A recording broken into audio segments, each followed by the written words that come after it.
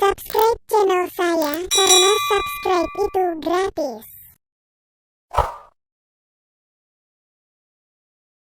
Pengenalan keyboard komputer. Bila mendengar kata keyboard, maka pikiran kita tidak lepas dari adanya sebuah komputer. Karena keyboard merupakan sebuah papan yang terdiri dari tombol-tombol untuk mengetikkan kalimat dan simbol-simbol khusus lainnya pada komputer. Keyboard dalam bahasa Indonesia artinya papan tombol jari atau papan tombol. Pada keyboard terdapat tombol-tombol huruf AZ, angka 0 sampai 9. Tombol dan karakter khusus seperti petik terbalik gelombang akeong tanda pagar dolar persen pangkat dan asteris garis bawah plus sama dengan kurang dari lebih besar dari serta tombol. Tombol khusus lainnya yang jumlah seluruhnya adalah 104 tombol. Sedangkan pada mesin ketik jumlah tombolnya adalah 52 tombol. Bentuk keyboard umumnya persegi panjang, tetapi saat ini model keyboard sangat variatif. Dahulu orang banyak yang menggunakan mesin ketik baik yang biasa maupun mesin ketik listrik. Nah, keyboard mempunyai kesamaan bentuk dan fungsi dengan mesin ketik. Perbedaannya terletak pada hasil output atau tampilannya. Bila kita menggunakan mesin ketik, kita tidak dapat menghapus atau membatalkan apa-apa saja yang sudah diketikkan dan setiap satu huruf atau simbol kita ketikkan, maka hasilnya langsung tercetak pada kertas. Tidak demikian dengan keyboard. Apa yang kita ketikkan hasil atau keluarannya dapat kita lihat di layar monitor terlebih dahulu. Kemudian kita dapat memodifikasi atau melakukan perubahan-perubahan bentuk tulisan, kesalahan ketikan dan yang lainnya. Seperti juga mouse keyboard dihubungkan ke komputer dengan sebuah kabel yang terdapat pada keyboard. Ujung kabel tersebut dimasukkan ke dalam port yang terdapat pada CPU komputer. Saat ini ada beberapa keyboard yang umum digunakan, di antaranya keyboard serial, menggunakan DIN 5 mil dan biasanya digunakan pada komputer tipe F. Keyboard PS2 biasanya digunakan pada komputer ATX dan saat ini yang paling banyak dipergunakan. Pemasangan keyboard tipe ini harus dilaksanakan dengan cermat, sebab port yang dimiliki sama dengan port untuk mouse. Keyboard wireless. Sesuai dengan namanya, keyboard tipe ini tidak menggunakan kabel sebagai penghubung antara keyboard dengan komputer. Jenis koneksi yang digunakan adalah infrared, Wi-Fi, atau Bluetooth. Untuk menghubungkan keyboard dengan komputer, dibutuhkan unit pemancar dan penerima. Unit pemancar biasanya terdapat pada keyboard itu sendiri. Sedangkan penerima biasanya dipasang pada port USB atau serial pada CPU. Keyboard USB. Komputer terbaru saat ini sudah banyak yang mempergunakan jenis konektor USB yang menjamin transfer data lebih cepat. Struktur tombol pada keyboard. Dari sisi tombol yang digunakan, keyboard memiliki perkembangan yang tidak terlalu pesat sejak ditemukan pertama kali. Yang terjadi hanyalah penambahan beberapa tombol bantu yang lebih mempercepat pembukaan aplikasi program. Secara umum, struktur tombol pada keyboard terbagi atas 4, yaitu tombol ketik, typing keys. Tombol ketik adalah salah satu bagian dari keyboard yang berisi huruf dan angka serta tanda baca. Secara umum, ada dua jenis susunan huruf pada keyboard, yaitu tipe. Dari sisi tombol yang digunakan, keyboard memiliki perkembangan yang tidak terlalu pesat sejak ditemukan pertama kali. Yang terjadi hanyalah penambahan beberapa tombol bantu yang lebih mempercepat pembukaan aplikasi program. Secara umum, struktur tombol pada keyboard terbagi atas 4, yaitu tombol ketik, typing keys. Tombol ketik adalah salah satu bagian dari keyboard yang berisi huruf dan angka serta tanda baca.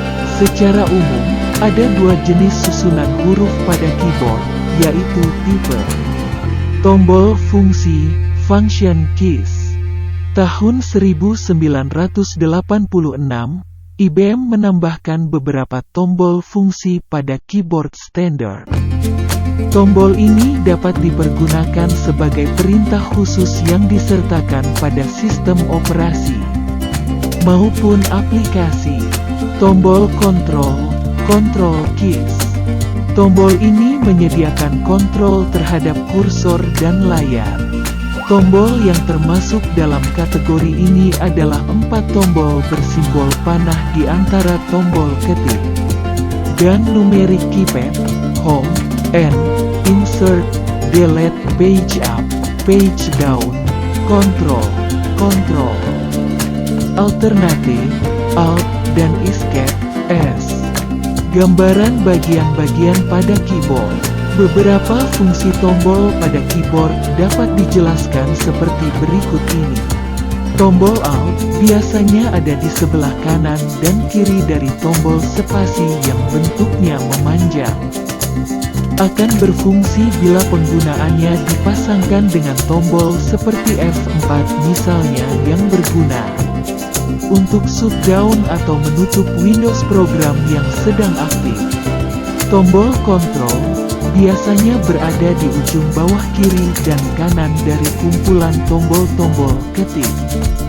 Akan berfungsi bila penggunaannya dipasangkan dengan tombol lainnya seperti tombol C atau disebut juga Ctrl plus C akan berguna untuk menyalin satu objek yang ditunjuk ke dalam clipboard, yang nantinya dapat disalinkan pada area kerja yang ditentukan dengan menggunakan Ctrl plus V. Tombol F1 F12 letaknya di bagian paling atas keyboard dengan berjejer 4-4. Adalah tombol fungsi yang pemanfaatannya disesuaikan dengan sistem operasi atau aplikasi. Misal, F1 biasanya digunakan untuk menampilkan menu help yang akan memberikan penjelasan mengenai aplikasi yang sedang berjalan. Tombol S Escape biasanya ada di pojok atas sebelah kiri yang posisinya agak terpisah.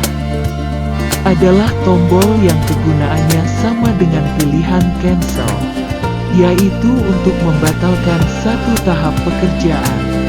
Tombol Enter, tombol yang biasanya ada di pinggir kanan dari tombol-tombol kecil dengan bentuk paling besar dan biasanya seperti huruf L awas dibalik. Adalah tombol yang kegunaannya sama dengan pilihan tombol OK, yaitu untuk menyatakan bahwa operasi yang dilakukan betul dan selesai. Enter juga dapat berarti menyisipkan baris kosong atau baris baru pada proses pemasukan teks. Tombol Tab, tabulasi, letaknya biasanya ada di sebelah kiri dari tombol huruf key. Pada window dialog, menekan tombol Tab berarti pindah ke field atau daerah isian atau pilihan. Berikutnya, pada saat proses pengetikan, Tab berarti lompat ke penghentian tab, tab stop terdekat. Tombol kursor, 4 tombol yang ada simbol tanda panah atas, kiri, bawah, dan kanan, yaitu menggerakkan penunjuk karakter, kursor, sesuai arah anak panah bersangkutan. Tombol backspace biasanya ada di pojok kanan atas dari tombol-tombol ketik. Menekan tombol backspace akan mengakibatkan karakter, huruf di sebelah kiri kursor terhapus. Tombol del, delete, biasanya ada di pojok kiri bawah dari 6 kumpulan tombol navigasi yang ada di sebelah atas tombol-tombol panah. Menekan tombol delete akan mengakibatkan karakter huruf di sebelah kanan atau di tempat di mana kursor berada akan terhapus. Tombol home letaknya juga ada di atas tombol-tombol panah. Menekan mengakibatkan kursor berpindah ke awal baris di mana kursor berada. Tombol N ada di bawah dari tombol home. Menekan tombol N akan mengakibatkan kursor berpindah ke akhir baris di mana kursor berada. Page up ada di sebelah kanan dari tombol home. Menekan tombol pegup akan mengakibatkan kursor berpindah ke atas sejauh 1 layar dari kursor berada. Tombol page down ada di sebelah kanan dari tombol N. Menekan tombol PGDN akan mengakibatkan kursor berpindah ke bawah sejauh 1 layar dari kursor berada. Di atas gambaran umum mengenai keyboard yang akan jadi bagian komputer yang paling sering disentuh oleh pengguna yang tunanetra. Teruslah latihan untuk menelusuri semua bagian dari keyboard agar terbiasa. Khususnya pada laptop, susunan tombol pada keyboard umumnya berbeda-beda tergantung merek atau brand dari laptop tersebut. Jadi biasakan untuk eksplorasi seluruh bagian keyboard sebelum memulai pekerjaan pada komputer atau laptop yang baru digunakan.